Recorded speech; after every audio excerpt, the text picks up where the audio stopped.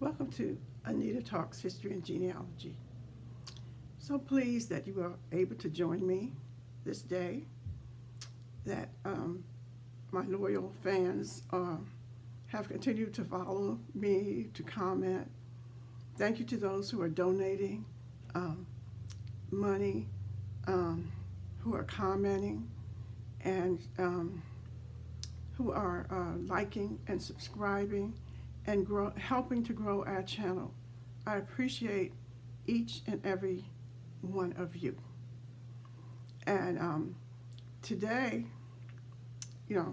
before I start, I want to say again to like, subscribe, share, comment, and as a disclaimer, I want to again say that these are my opinions that I am giving as I come on to Anita Talks History and Genealogy. And the reason I feel it's so important is because what's going on today is a continuation of what has been going on in the past. There is nothing new under the sun. Their tactics have not changed. It is still divide and conquer. It is still manifest destiny. It is still white privilege, white power, and for the white male to stay in control. We are a white male patriarchal society. I don't care if you're seeing women in power. If you're seeing women in power, then they are underneath that white male. And he has the power to get rid of that white woman. She is not going to be running things, without that white male's permission. Okay? And yes, we had Obama. He was president in spite of the white male patriarchy. And they put pressure on him to make sure that he didn't make any lasting changes that would benefit the descendants of slaves, the people that built this country, the indigenous people. They made sure that Obama did not have that power. And then you see who they sent in right after Obama. DJT. We don't even want to say his name because the wickedness and the hate and the fear mongering that has come in with that administration, is like he says he wants to make America great again. Okay, that says it all. And he's talking about for white Europeans. Okay.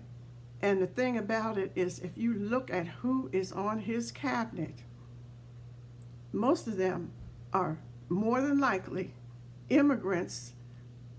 And then when I say immigrants, recent immigrants, like 3 generations, And I want to say this, because I'm a genealogy researcher, I'm a historian. I've written 7 books. My ancestors were in the Revolutionary War.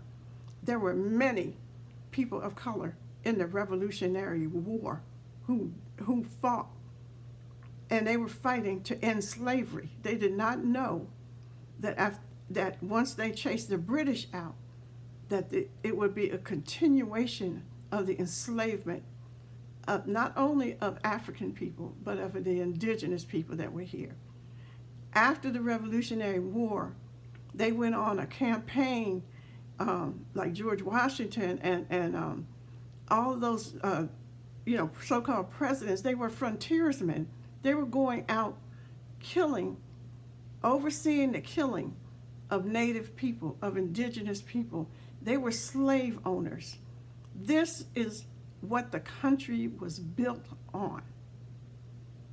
And every step of the way since then, they have done something to make sure that the indigenous people and the so-called those African descendants of African slaves do not benefit from our labor, from our ancestral, from what was stolen from our ancestors, the land that was stolen, the resources that have been taken, that we do not benefit. If you see someone benefiting that look like us, it's in spite of the system. It's because they felt they had no choice, but they go in and they handpick from amongst us those who will be the so-called leaders and those who will do their bidding. And if they don't, then they pew-pow them, take them out. Martin Luther King, Malcolm X. Think of our leaders. They take them out one way or another. They incarcerate them, and make sure that they are, by the time they get out of prison, they're drug addicts. They're useless to the movement. They cripple our movement. They have an entire department called COINTELPRO to come in and destabilize any movement that we have in this country, in the United States. And they felt they were so successful that they've taken it, to Africa. They've taken it to wherever indigenous people are and are fighting for their rights. That's what the CIA does.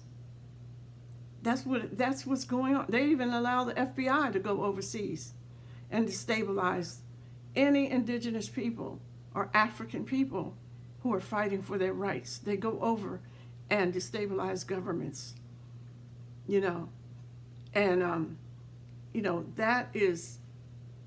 this is the basis of what we're seeing now. This is the foundation of what is going on with Trump.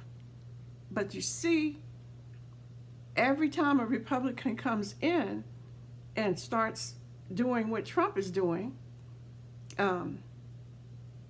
then they get voted out. So he's probably going to be voted out, or they may recall him, or whatever they do to something like him. But the thing is that then the Democrats come in and they allow what he did to remain, or they do very little to change it. And that is why we keep on going back and forth on this doom loop. And this is what is so important for us to understand, that we have to see that what is going on right now is not new. They see the things that they're doing as successful because they've been able to do it in the past. And I don't mean the recent past, I mean since the inception of this country, and be successful, like killing off so many Native American and indigenous people, enslaving them. And look who benefits from the riches of these crimes against humanity that they committed. They benefit. They set up a society where Europeans, or these so-called white people, benefit from our labor, from our ancestors' degradation and humiliation, from the enslavement and the murder, the rapes, the robberies, and the pillaging of our country, not only here in the Americas, which, by the way, when they landed, was a pristine country, clean running water, beautiful mountains, forest, plenty of food, of game, plenty of, deer and animals running around. They had grains, they knew how to dry corn and have meal, have meal. And something the Europeans didn't know how to do. They knew how to bathe, how to take care of themselves. They were healthy. When these people arrived here in the Americas, and it was the same in Africa. There was plenty of food to eat. There was fruit trees. There was all kind of fruits and vegetables growing above the ground and below the ground. They didn't have a worry in the world, you know. And they thought that, oh, they're just, you know, these people are coming in and they're looking for land. And, oh, yeah, they got this book they call a Bible or whatever. And not knowing that they were welcoming in people who did not have their best interests at heart. They're welcoming in people who came from a land where they didn't have anything. They had to, very few people could survive in Europe, you know, because of the cold winters. They didn't know how to store grain, how to dry foods, and make it through the winter. And many of them lived in caves, you know. They just had a hard scrabble life. And then when they saw that there was these places where people were living and it was paradise to them. That's their word. It was paradise to them. But they made it paradise for them. And that is when they went against everything that Creator taught us. Everything. That you never, never disrespect those who have, who offer you food, who offer you shelter, who are willing to share their land with you. And then you come off as savages and you have to take it all. What are you going to do when you take it all? There's only about 10% of them in this world. So you don't reproduce enough to even control the land that you're stealing from people. Your own massive acres of land that's just sitting there. There's nothing growing because you're not going to work the land, you know. So where am I going with this? With what Trump is doing right now, I'm going two places. I'm going to the fact that Trump is trying to start wars in the Middle East, him and Netanyahu, that they want our people to fight, our young people, who Trump has just been going into Chicago and arresting and harassing young people, Chicago, Los Angeles, getting ready to go into Memphis, going up into Oregon, wherever, Chicago, wherever he wants to go. And he's harassing and trying to arrest massive amounts of young people. And guess what he'll do?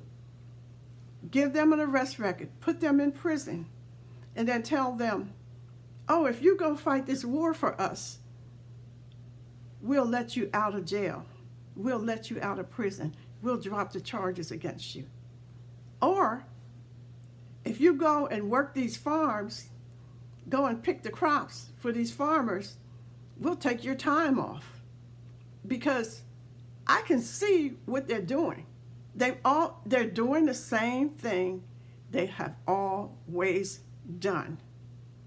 And we need to wake up and understand that these people are criminal. They have nothing to lose because where are they going to go back to? Europe right now is in decline. You know, so is the United States. Wherever they go or have been is in decline. Their imperialist wars are not working. And the Middle East, Gaza, is going to rise. They're going to be free. Sudan is going to be free. The DRC is going to be free. And the reason I'm saying that is because this is what happens to so-called empires. They built an empire on our backs, but they also built some bad karma for the way that they did it. And they're continuing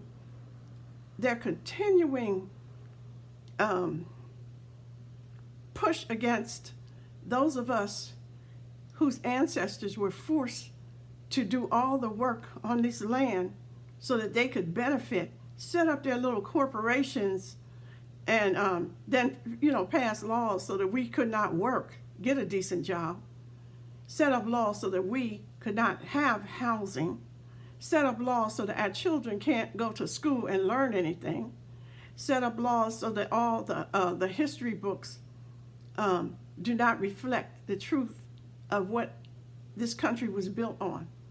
That removing everything that mentions slavery from the history books, and forgetting that before there were their history books, we had our oral history. We will have our history. Our children know our history.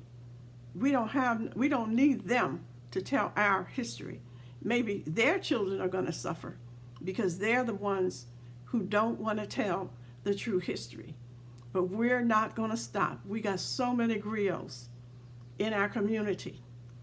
Just like my mother told me, and her mother told her, and her mother, and that tradition was passed down, and our fathers told the sons, and we have our history, and the ancestors got our backs. All the suffering that they went through was not for nothing. They did not die and just disappear. They are still with us. They are still guiding us. They, and especially the Jewish people, the ones that I spoke to, said they don't even believe in heaven or hell. So they don't believe that they die and go anywhere. They don't believe they have ancestors. We do believe that. And whether or not they believe it is non-consequential, because it's what we believe, what we know, because we are the descendants of the ancient ones. And our ancestors are important because they go back to Creator. You can, this one, that's why we do genealogy. That's why they have the begots in the Bible. It goes back to that first woman, the Eve gene, to the first men. And we know that in order to touch that first woman and man, we need to go back through our ancestors. And our ancestors got our backs. And at some point, we're all going to join the ancestors. It's not whether we're going to join them or not. It's whether we live our lives right, whether we got each other's backs. And no, we're not going to go in their streets and fight for them after they put this thing in office, after they allowed this person who is openly racist, who is a misogynist, who is a convicted felon, who has been accused of raping young women, a friend of Epstein. But they, it's not, this is who these people put in office, and now they're calling on us to hit the streets and help them get him out of office. We won't do it. Stay strong, people. We love you.